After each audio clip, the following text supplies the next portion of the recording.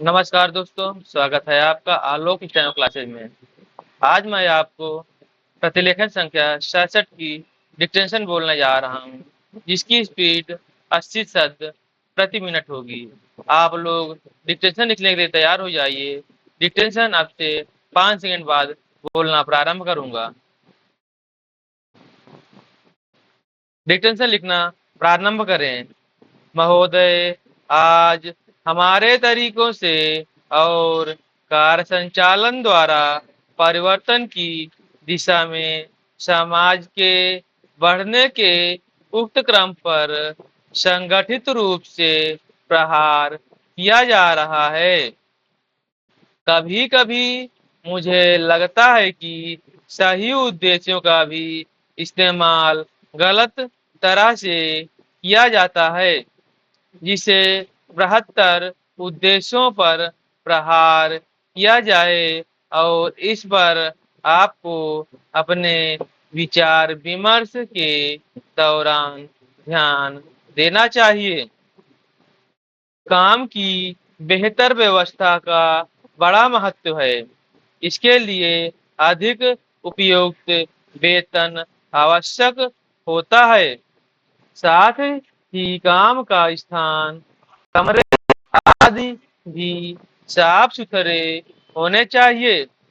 लेकिन जो लोग साथ साथ काम करते हैं, श्रमिक, प्रबंधक तथा किसी परियोजना में या कारखाने में काम करने वाले अन्य लोग, उनमें अच्छे संबंध होना आवश्यक है, तथा यह शायद अन्य सभी बातों से ज्यादा महत्वपूर्ण है।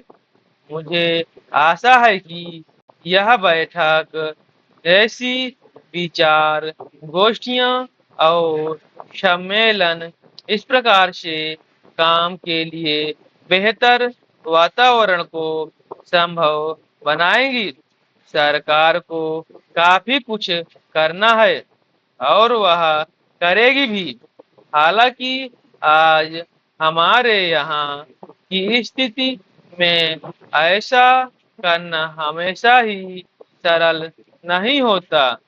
यह कहना सरल है कि हम ऐसा करेंगे।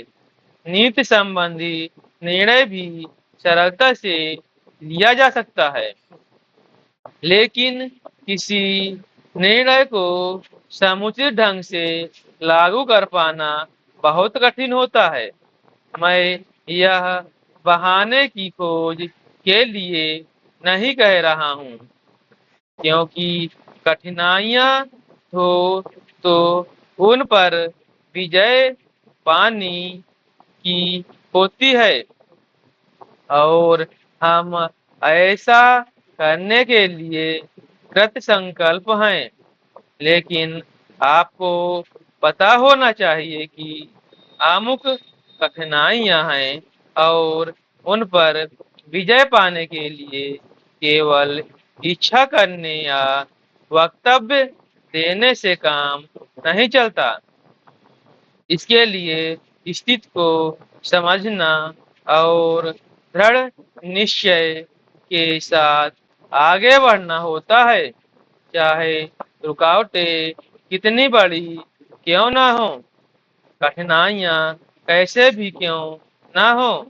सरकार का यही संकल्प है। सार्वजनिक क्षेत्र को बहुत महत्वपूर्ण योगदान करना है।